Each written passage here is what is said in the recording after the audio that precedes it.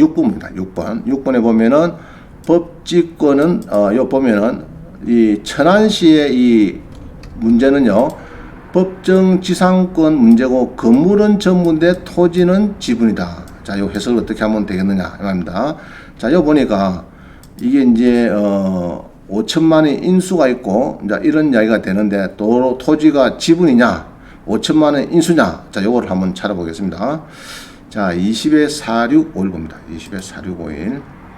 자, 20에 타경에 4651. 4651 봅니다. 4651. 자, 요 물건은 좀 재미난 게요. 요 물건은 어떻습니까? 물건이 그런대로, 요 보시면은 여러분들이 이제, 건물도 있고 땅도 있죠. 자, 이런 건물입니다. 자, 이런 건물에 지금 보니까, 주택인데, 땅이 250평에 건물은 전부고, 자, 토지가 지분이다. 대출이 안 되죠. 그래서 토지를 보니까 이게 도로입니다. 도로에 지분이 걸려있다. 이런 식으로, 지분이 있어가지고, 뭐, 잡종지 1평, 뭐, 0.8평, 여기에 지분이 있는 것은 입구에 도로이기 때문에 전혀 문제 없는 것 같아요. 자, 그런데 여기서 메인 땅은 요겁니다. 675페이지, 75제곱미터. 자, 요게 이제, 큰 금액이고, 도로는 별 문제가 안 되겠다. 제가 볼 때는. 자, 이렇습니다.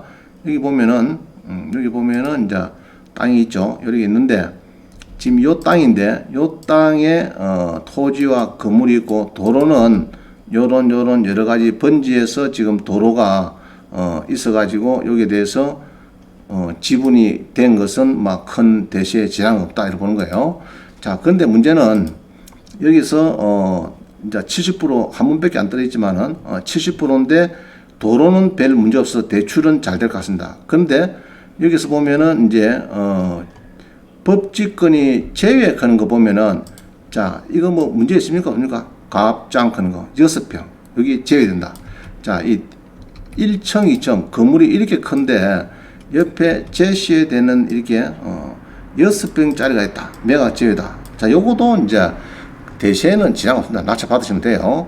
낙찰 받으시면 아무 문제가 없습니다. 그래서 이렇게 해서 6평짜리 조그맣게 이제 여기 보면은 이제 이런 거죠.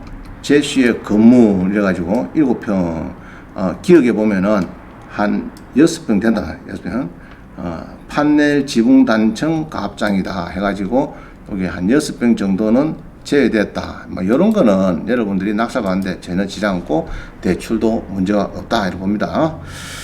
그래서 낙찰 받는데 너무 이렇게 해서 여러분들이 볼 때 법지권이라면 겁을 먹는데 겁을 먹지 마시고 아까처럼 6평짜리도 법지권이 표시됐습니다. 그래서 적당하면은 낙찰 받으면 될 것 같아요. 그래서 법지권을 조금 배우면 재미납니다. 자, 그 다음 봅니다. 주택연금죠.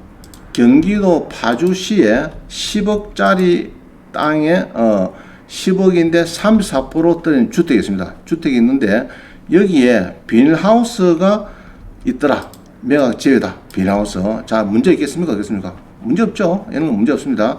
그럼 이런 거는 이제 크게 문제는 없을 것 같고 적당하게 여러분들이 이제 낙찰을 받으셔가지고 주택연금을 활용을 해도 될 막 그런 문제가 되겠습니다.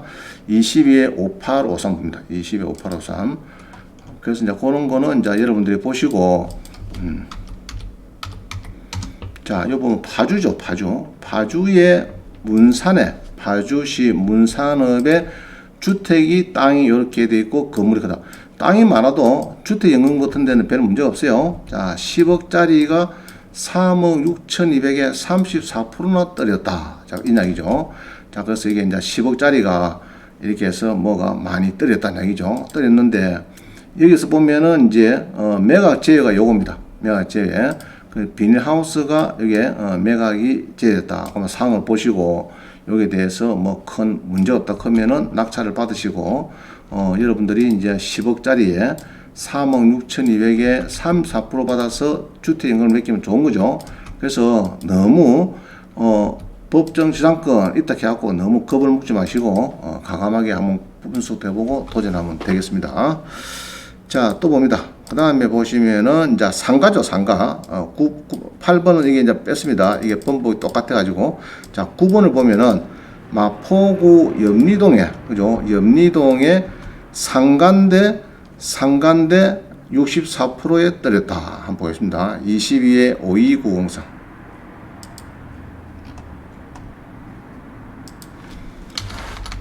52903 봅니다. 상가입니다. 상가. 이게 이제 상가인데, 이 물건 번호가 있죠. 물건 번호가 4번이네요. 4번에 6천에 100만이다. 이래 6천에 100만원.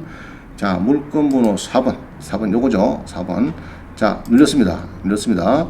물건 번호 4번입니다. 물건 번호 4번이고, 그린 상가가 전용이 24평인데, 여기 보면은 이제 64%의 거의 절반에 자꾸 육박해집니다. 자, 이 2층이죠. 2층에 전용이 24평입니다. 24평. 자, 요 건물에 전용이 요게 내과 요겁니다. 요거. 요 건물이 되겠다. 요게 내과, 체내과. 여기에 대해서 경매가 나왔다. 말이죠. 나왔는데 여기 있죠. 체내과. 이게 이제 건물이 2층이 나왔습니다. 자, 체내과에 여기 보면은 6천에 100만원 주고 이제 사업자 등록 확정자 했다가 배당 신고를 했는데 이날 이전에 배당 신고를 잘 했는데 종기일 되기 전에 한 4일 전에 권리 신고 및 배당 요구를 처리했다. 배당 요구를 안 했다. 그러면은 이 6천만 원이 97년도 사업자이기 때문에 이분은 우리 말소 기준 등기락하는 날짜 임의 경매보다도 빠릅니다. 그렇기 때문에 이 6천만 원에 대해서는 당연히 인수가 생기죠. 인수. 자, 인수가 있다 보고 요거는 낙찰을 받아야 된다. 그 이야기입니다.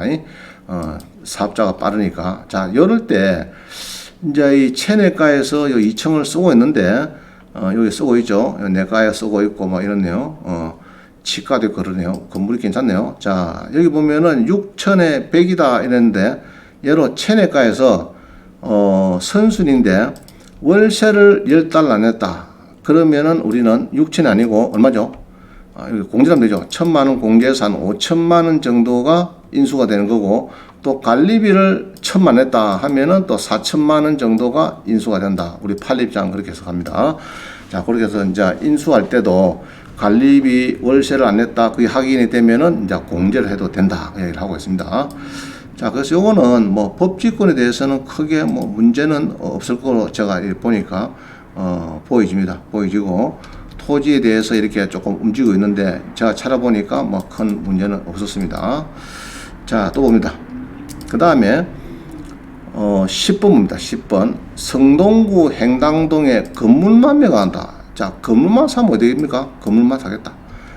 그 건물에 임차인이 6,500에 월세가 310만 원이고 이 건물만 경매가 나왔습니다. 건물만. 자, 한번 보입니다. 그럼 낙찰 받으면 되는지. 자, 22에 52765 봅니다. 22에 52765.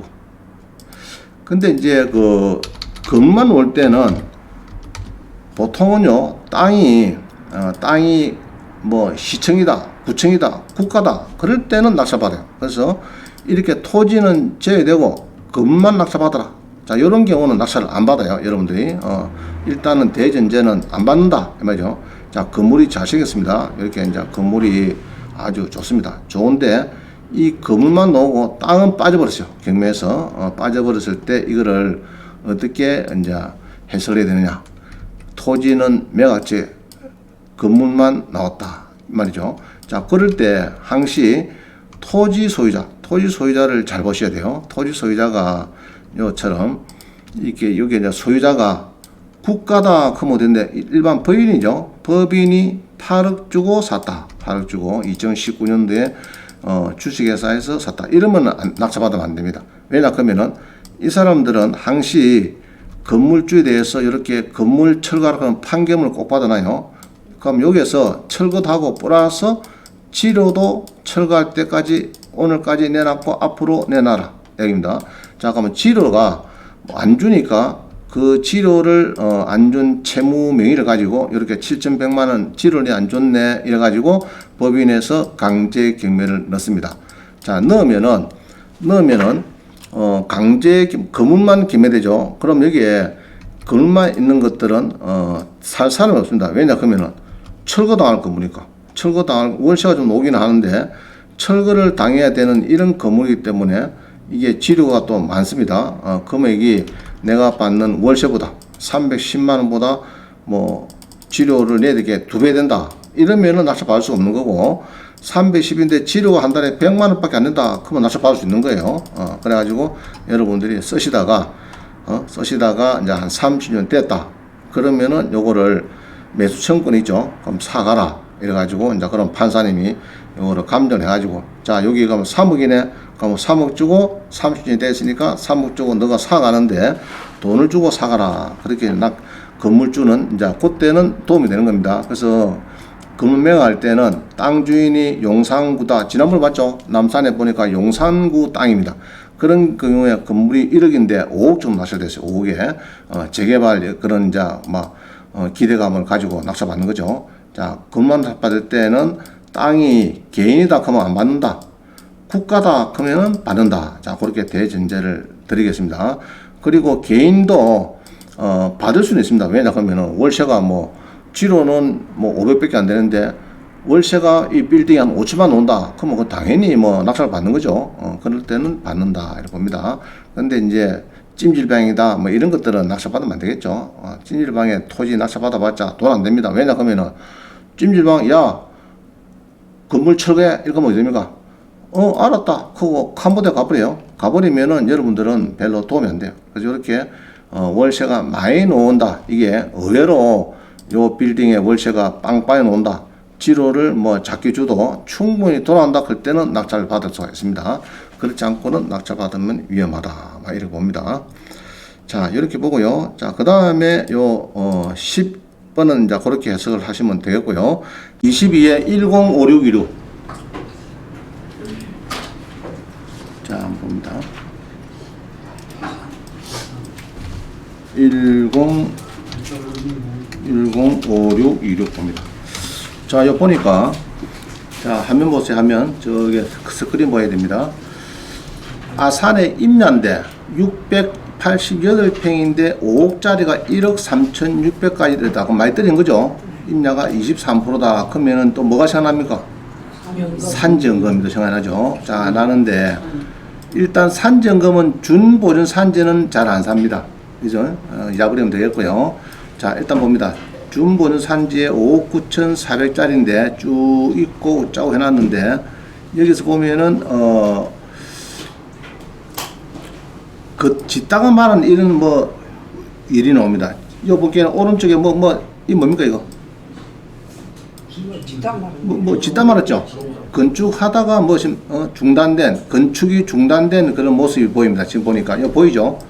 자, 이럴 때에 유치권자도 있을 거고 이제 여러 가지 이제 문제가 대두될 수 있을 겁니다. 이게 뭐 땅을 낙찰받으면은 이 사람들하고 싸움해야 될까 안 해야 될까? 또 건축주랑 건축주, 그죠? 건축주가 있을 거고 여기에 또 공사를 한 사람이 있을 거고, 자, 이런 사람들 공사업체의 유치권 이야기도 나올 수 있을 거고, 우리는 땅 낙찰자고 그러면 세 사람 싸움하면 누가 이길까?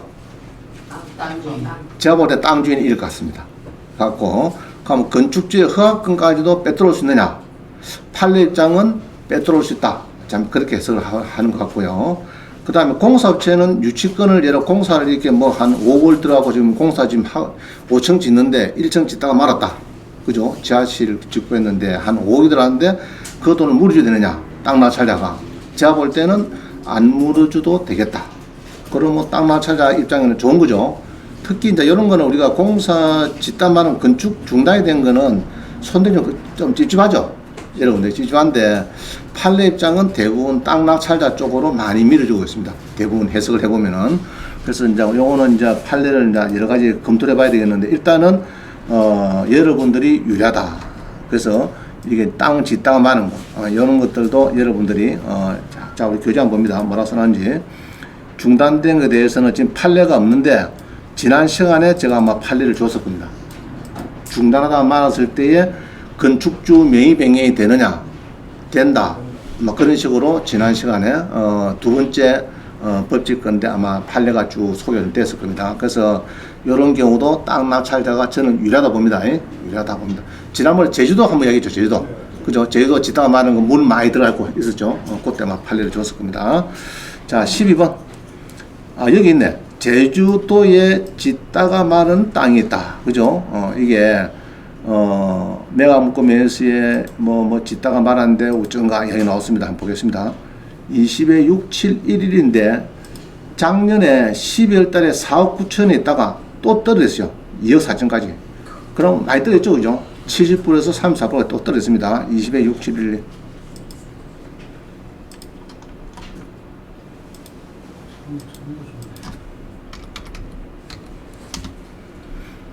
자, 보세요.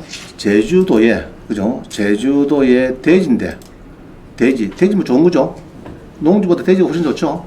돼지가 122평인데, 용도 지역을 보면은, 이게 또 뭡니까, 이거? 기분 좋다, 나보다? 좋죠? 상업지역, 좋습니다.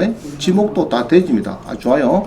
좋고, 내 필지인데, 이게 지금, 이게 땅이 공사하다가 이렇게 막 막아놨네, 이렇게. 자, 이 뭡니까, 이거? 지금 물이 막 들어왔죠? 들어왔고 지금 가치가 있는 이런 상태입니다. 자, 이런 상태에 지금 공사업주가 지금 막아놨는데 제주도에 이렇게 네 필지 같아요. 네 필지에 자, 위치는 좋느냐? 제가 보니까 괜찮은 것 같아요. 위치가 우리 제주도 어딘가 제주도의 공항에서 그죠? 공항에서 이제 좌회전해 가지고 조금 오다 보면은 이게 땅이 있는가 봐. 있는데 막 위치가 내가 보기에는 바닷가 쪽에 막 그런데 괜찮습니다. 뱅글뱅글 돌아서 안 되겠다. 자, 근데 금액을 보니까 7억짜리가 한번 미납이 됐죠. 미납이 돼갖고 이 사람 얼마 띄습니까? 4,900만 띄고, 그죠? 미납이 되고 또 미납이 되고, 그죠? 또 미납이 돼서 3,400만 10% 띄었고, 요번에 2억 4천이다. 만약에 요거 낙찰을 받아서 상업지역이고 이게 별 문제가 없다. 문제가 없다. 허가권까지 다 가져온다. 이러면은 뭐 괜찮은 거죠. 내가 볼 때는 크게 손해볼 거 없습니다. 자, 여기가 지금 요 항구 쪽인데 학대 보면은 요쪽입니다. 그죠? 요 본 게 주변이 요 도로변에 아마 이런 것 같아요. 대강 이해가시죠? 여기에 있는 도로인데 땅이 경매에서 지금 나와가지고 움직였는데 문제는 짓다 말한 거 이걸 어떻게 해석하느냐. 자, 한번 봅니다. 짓다 말은 우리 판례에서는 주로가 자, 기형도 마찬가지. 기형도 요것도 마찬가지. 요것도 짓다 말은 이런 겁니다. 여기서 보면은 지상에 건축 허가를 받고 신축 공사가 중단된 상태에 콘크리트 2개 동이 존재하고 짜고 매각에서 제외했다 이 말이죠. 그럼 이런 경우에 어쩌느냐? 이 수원지방관 이런 거 보면은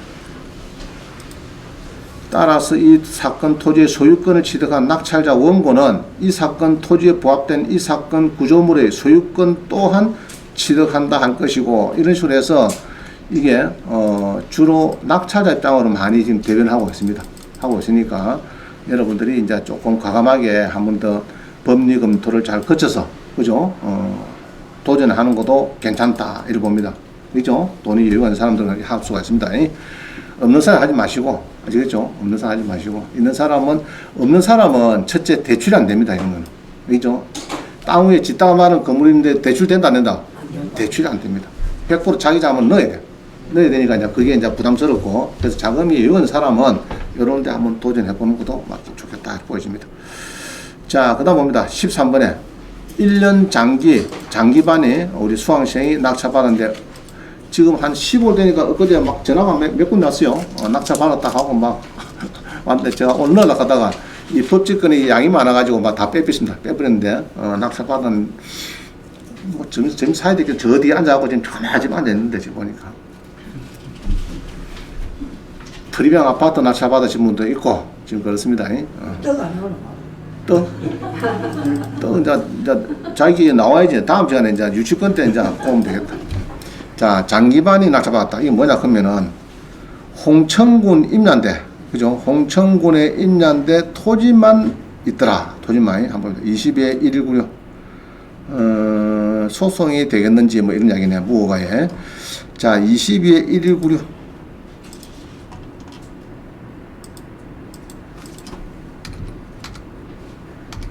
자, 땅을 낙찰받으면은 제일 문제가 이게 뭐 그냥 맨 땅이면 좋은데 꼭 보면 뭐가 이상한 뭐가 있어요. 자, 화면 보세요. 강원도 홍천에 저도 몇 분 자고 했는데 건물은 빠졌다. 그죠? 건물은 빠졌다.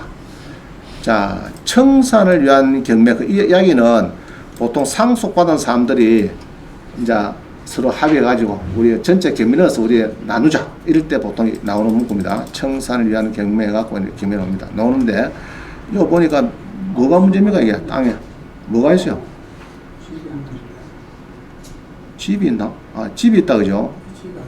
집이 있는 같이 보이고 또 묘가 뭐 하나 보이고 뭐 그렇다, 그죠? 자, 이러는데 전자지도를 보니까 스카이뷰를 보니까 집은 이 땅에 조금 물리가 있죠. 지금 덮어져 있죠. 그럼 낙찰받은 사람은 야, 요거 철거해, 요 부분, 그러면 당연히 철거라고 답해 놓을 겁니다. 근데 내가 볼 때 큰 문제는 없을 것 같은데 요거 여기 조금 막 비닐하우스 같은 게 있는데 큰 뭐 문제는 없는 것 같습니다.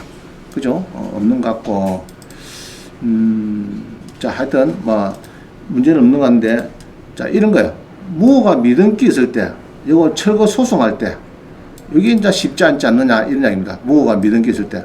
그래서 이 무허가 미등기 건물에 대해서는 여기 이제 뭐 무허가 미등기 건축물 대당에 뭐 딱 등재가 되면은, 자, 우리 땅 맞춰 받았어요.